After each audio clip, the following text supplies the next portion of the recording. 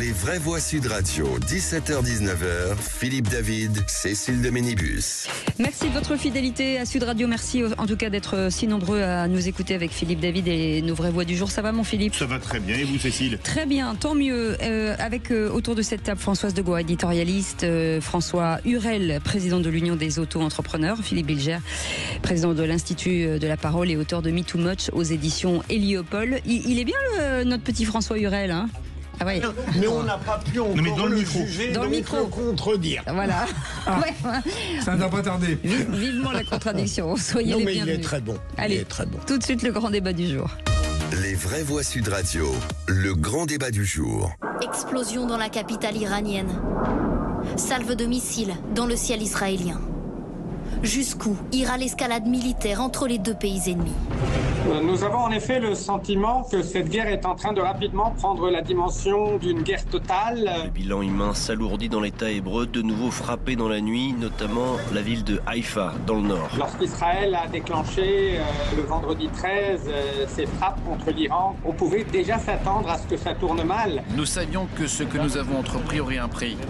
Et cela démontre l'intérêt d'avoir agi maintenant, avant qu'il ne soit trop tard. On est en train d'ouvrir une boîte de Pandore sans avoir la moindre idée de la façon dont pourraient se dérouler les phases à venir. Quitter les territoires occupés, car ils ne seront certainement plus habitables. Et l'Israël et l'Iran continuent de se frapper. L'État hébreu indique avoir visé des centres de commandement des gardiens de la Révolution lors de cette 4e nuit de frappe. Côté israélien, le dôme de fer n'a pas pu intercepter tous les missiles. Le bilan s'est alourdi de 11 morts ces dernières heures. Alors parlons vrai, est-ce qu'un soulèvement populaire pourrait naître en Iran ou au contraire, les bombardements vont-ils ressouder les Iraniens autour du régime? Et à la question, le conflit israélien va-t-il faire tomber le régime des mollahs? Vous dites toujours oui à 50% et non à 50%. Vous voulez réagir? Le 0826 300 300. Et notre invité Christian Mallard est avec nous, consultant diplomatique international de I24 News. Bonsoir, merci d'avoir accepté cette invitation. Bonsoir, à Sud Radio. Philippe Bilger. Malgré les inévitables ripostes iraniennes qui font des morts en Israël, je pense tout de même que l'organisation générale de l'attaque préventive contre l'Iran montre un très grand succès de la part d'Israël. Elle est préparée de longue date, puisque paraît-il depuis des années, en tout cas depuis 8 mois déjà, on préparait cette offensive. Deuxième élément, et pour aller vite, parce que ça pourrait évidemment nous prendre beaucoup trop de temps, il me semblerait aujourd'hui qu'Israël ne serait pas cohérent dans son offensive s'il s'arrêtait à la destruction des menaces militaires et nucléaires. Il me semble que pour justifier cette attaque de grande ampleur qui touche maintenant un ensemble de lieux emblématiques pour la structuration d'un État, Israël n'a pas d'autre choix que d'aller au bout et d'espérer que cet espace iranien soit tellement fragilisé qu'en définitive, le guide suprême et ceux qui le soutiennent n'aient pas d'autre choix que de disparaître. L'information vient de tomber, Israël vient d'attaquer la télévision d'État iranienne, ça tombe à l'instant. Françoise Degois. Écoutez, moi je fais partie des gens qui ne mettent pas sur le même plan les mollahs et je ne peux pas défendre la République islamiste et expliquer que Israël est un fauteur de troubles, un danger pour le monde et que, comment dirais-je, c'est pas bien d'avoir fait cette guerre. Ça fait 40 ans que l'Iran veut détruire Israël dans tous les mots, dans toutes les expressions, à travers ses proxys, Hamas à Gaza, Hezbollah au Liban, Houthi au Yémen. Ça fait 40 ans que ça dure. Le 7 octobre, ça a été le summum, ok? Derrière, bien sûr, il y a l'Iran. Donc, Israël, je n'aime pas Benjamin Netanyahou, je le combattrai toujours. Si je vivais en Israël, je serais tous les samedis en train de manifester contre lui. Je dis juste que là, la réalité des faits, la réalité géopolitique, c'est qu'en plus de ça, les focus généraux occidentaux, la faudercerie générale, tout le monde sera heureux qu'Israël ait mené ce combat. Tout le monde sera heureux qu'Israël se soit mouillé pour aller détruire ce régime. C'est ce que disent certains. Ils disent, vous ils rendez ont fait compte le boulot. que vous avez Jean-Luc Mélenchon, vous avez des gens à gauche qui parlent du droit international pour la République islamiste, qui tue ses enfants, qui tue ses femmes, qui a fait sauter des bombes dans Paris en 86, faut-il le rappeler, massacre des civils, sa propre population. Et on parle de droit international avec l'Iran. Mais de qui on se fout, en fait? François Hurel. Alors moi, le problème, c'est qu'une guerre, quand on la commence, il faut savoir où on va l'arrêter. Vous disiez tout à l'heure... En général, on ne sait pas, je vous le dis franchement. En général, on peut le savoir maintenant. Vous disiez, où est-ce qu'est le bout? Mais on ne le connaît pas, le bout. Et c'est ça le vrai sujet. C'est-à-dire que... c'est l'escalade. Mais c'est l'escalade. Et c'est l'escalade. Et ce qui me gêne, c'est que c'est une escalade qui n'est pas calculée. Moi, je pense que s'il s'agit de taper sur tout ce qui concernera l'enrichissement nucléaire, le risque de la bombe, il est évident que Israël a parfaitement raison. S'il s'agit de déstabiliser un régime, la vraie question, est-ce qu'on est en droit de déstabiliser en fait un régime? La réponse est sans doute, je m'interroge. C'est pas ce rôle-là. Ce rôle-là, il est de se prémunir contre le risque. Bien sûr. Et il ne faut pas aller au-delà de ça. Mais moi, je vais juste ça. rajouter une chose en disant que tout est, à mon avis, extrêmement bien préparé et que l'idée est quand même de mettre ou Reza Pahlavi ou en tout cas d'autres démocrates. Reza Pahlavi étant le fils du Shah d'Iran. Bien sûr. Allez, Christian Mallard est avec nous, consultant diplomatique international sur I24 News. Bonsoir. On vous laisse la parole parce que le temps est compté. Une question, Christian Mallard. L'objectif numéro 1 de ces bombardements, c'est renverser le régime ou détruire le programme nucléaire iranien? J'ai envie de vous dire les deux, mon général. Ah bah, vous m'avez mis un bon grade, c'est bien. Moi, je parle très facilement de ce problème parce que je ne suis ni juif ni musulman. J'ai passé 3 ans en Iran sous Khomeini et j'ai appris à connaître ce régime. Et je dis qu'aujourd'hui, ce régime était vraiment une menace existentielle pour Israël. Les ayatollahs, que ce soit Khomeini qui n'est plus de ce monde ou Khamenei aujourd'hui, n'ont qu'une idée en tête, c'est de détruire Israël. Alors je pose toujours la question à des gens qui me disent mais qu'est-ce qui se passe, comment vous expliquez tout ça et tout. Je dis écoutez, mettez-vous à la place des Israéliens. Est-ce que vous arrivez aujourd'hui, vous accepteriez de discuter, de traiter avec un pays comme l'Iran qui veut votre peau, qui veut votre destruction? C'est évident que non. Alors, c'est vrai qu'aujourd'hui, il y a une dynamique qui est là. La boîte de Pandore, c'était dans les extraits que vous avez passés tout à l'heure, quelqu'un disait « une boîte de Pandore est ouverte ». Oui, la boîte de Pandore est ouverte. Simplement, il faut, sans prendre parti, souhaiter que Israël donne la leçon à ce régime iranien.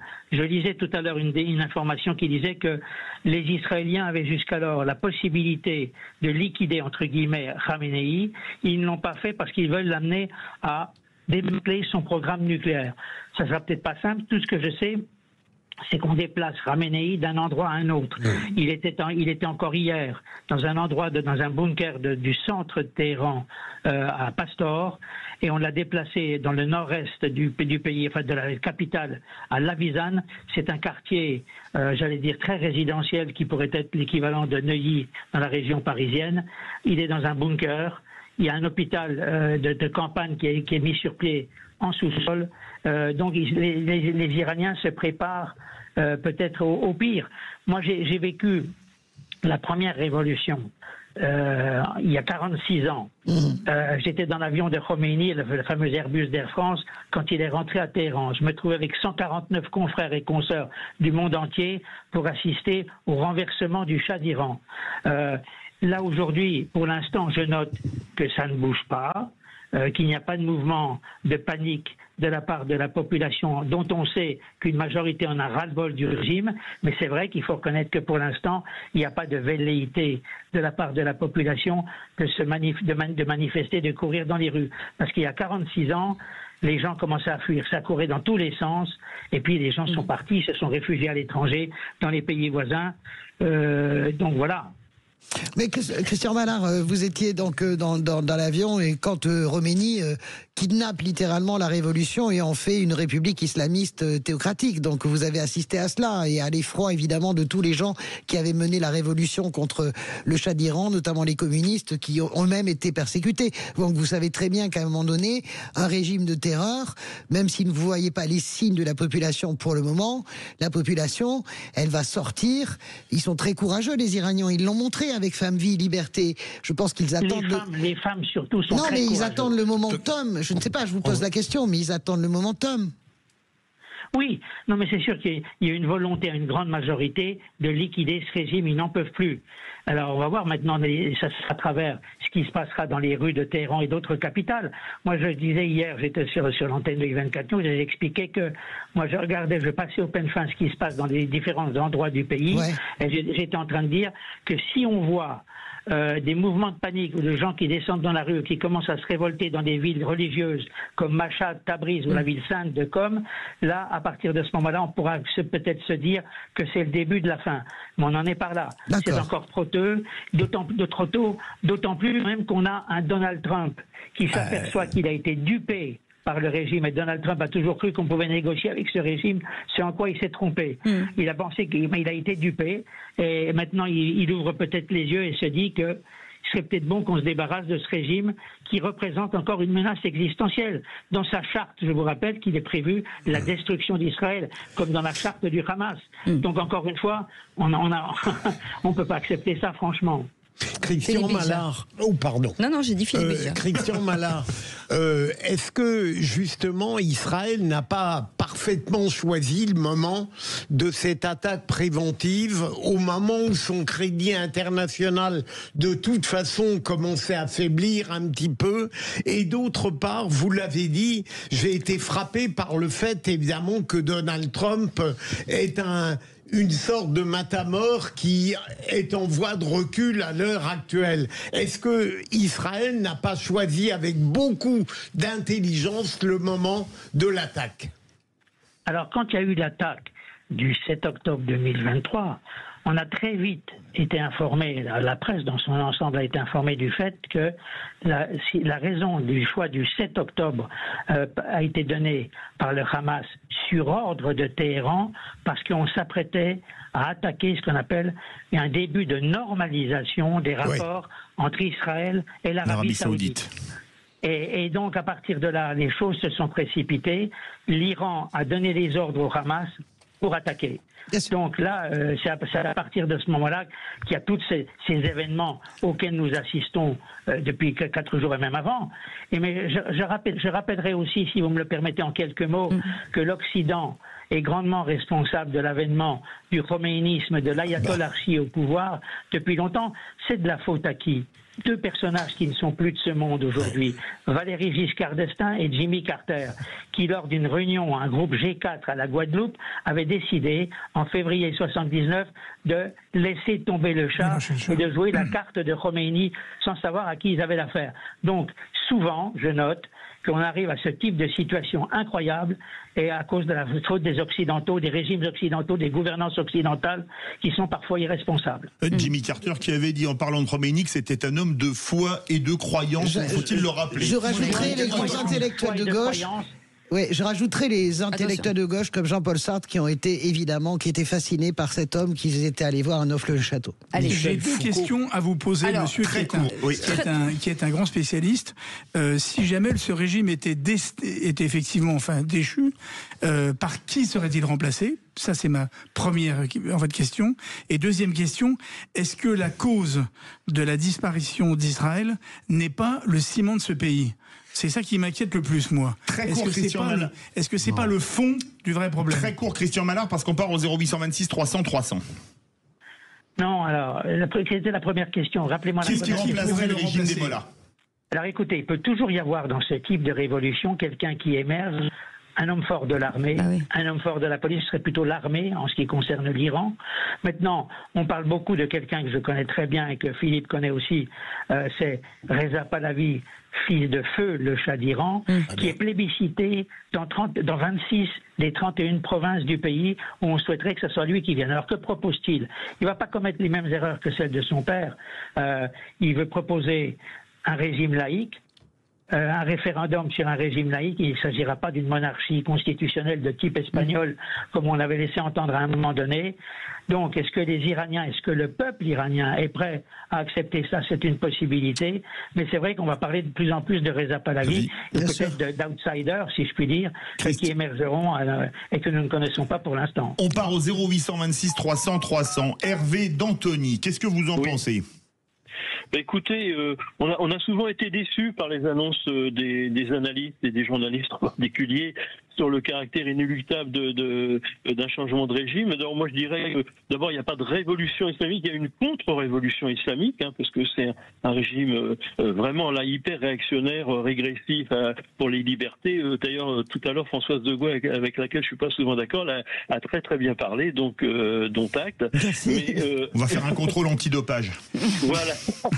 Non mais c'est vrai qu'il y a des signes avant-coureurs comme quoi il pourrait y avoir une déstabilisation, c'est-à-dire que les hiérarques du régime sont en train de se cacher, etc. Et il y a surtout au niveau géostratégique le fait que la Russie ne soutient plus l'Iran. Voilà, donc tout ça, si vous voulez, maintenant il faut laisser. C'est vrai que il y a quelqu'un qui est très inquiet pour savoir ce qui va se passer. N'importe comment, c'est comme dans toutes les révolutions, on ne sait jamais. Voir la Révolution française, c'est vrai qu'il peut y avoir un Bonaparte qui prenne le pouvoir, mais vaut mieux ça que ce régime qui n'arrête pas de pendre les homosexuels, les femmes qui laissent dépasser leurs cheveux. Et je trouve que les démocraties occidentales ont une part de responsabilité dans la mésinformation qu'il y a sur les rangs des mollahs, puisqu'on montre presque jamais ces images. Pourtant, on voit des pendus régulièrement. Ah, c'est clair. Alors, le mot de la fin à Christian Mallard pour vous répondre, Hervé. En une petite minute. Ce qu'il faudrait suivre maintenant attentivement, c'est assez récent, c'est que Poutine s'est proposé comme médiateur entre Israël et l'Iran. Alors, simplement ce que je sais, alors de source béton, si je puis dire, c'est qu'à un moment donné, dans un passé pas si éloigné que celui-là, il y avait une collusion, j'utilise bien le terme de collusion, entre Benyamin Netanyahou et Poutine, à un moment où Poutine était très gêné par le jeu des Iraniens et du Hezbollah en Syrie. Et chaque fois que les Israéliens voulaient bombarder des zones dans l'intérieur du territoire syrien où il y avait des Iraniens et du Hezbollah, il prévenait Poutine, qui lui disait « tu peux y aller, vas-y, ça m'arrange, tu peux y aller ». Donc aujourd'hui, il faut voir si Poutine arrivera à jouer le rôle de médiateur. C'est pas évident parce qu'il aura quand même des ennemis, des gens qui se rendent compte, dont Emmanuel Macron, qui s'est déjà réveillé sur ce point en disant pas question que Poutine joue les médiateurs.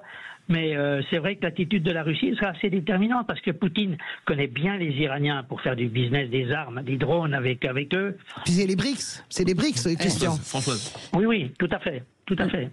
Merci en tout cas Christian Mallard, consultant diplomatique international sur I24 News. Merci en tout cas d'avoir été si précis. Vous restez avec nous dans un instant. Bien sûr, on garde Anthony avec nous. C'est Hervé d'Anthony.